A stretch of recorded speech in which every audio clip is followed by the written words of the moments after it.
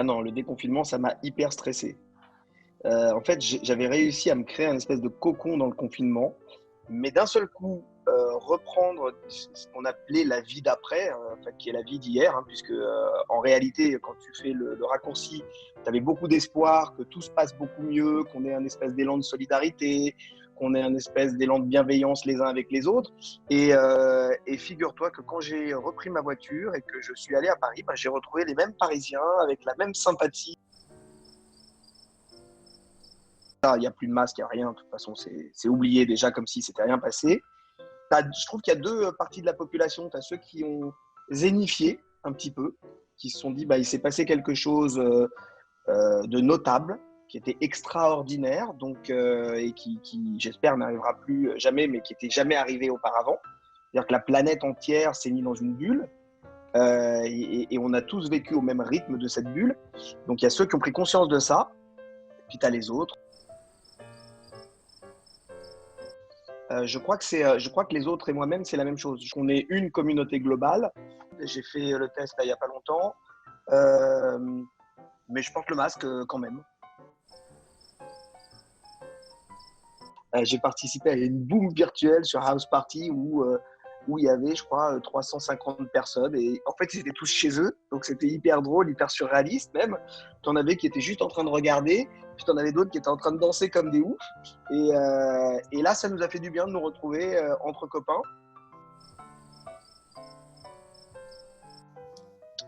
Et je me suis apprécié solitaire, mais je me suis ouvert à une conscience collective plus large. De par mon métier, j'ai produit plus de 250 recettes.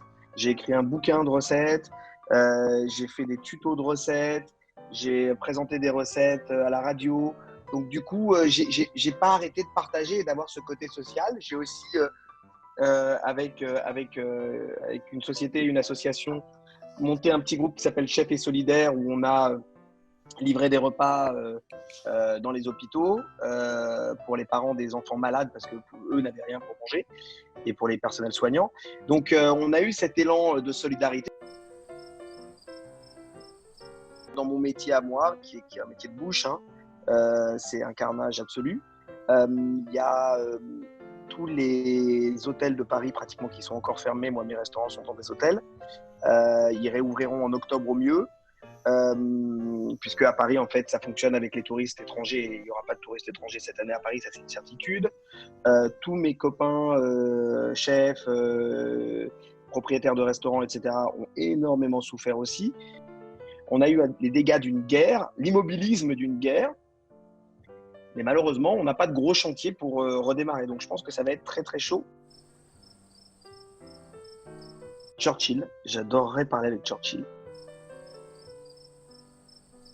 Alors, la maîtresse des petits, non, non, c'est une sainte, hein, c'est sûr. Elle est partie du principe qu'on était prof et que c'était notre boulot à plein temps. Et donc, c'était un peu compliqué de suivre le programme qui était super chargé. Je souhaite voilà, simplement que demain soit pas pire qu'hier.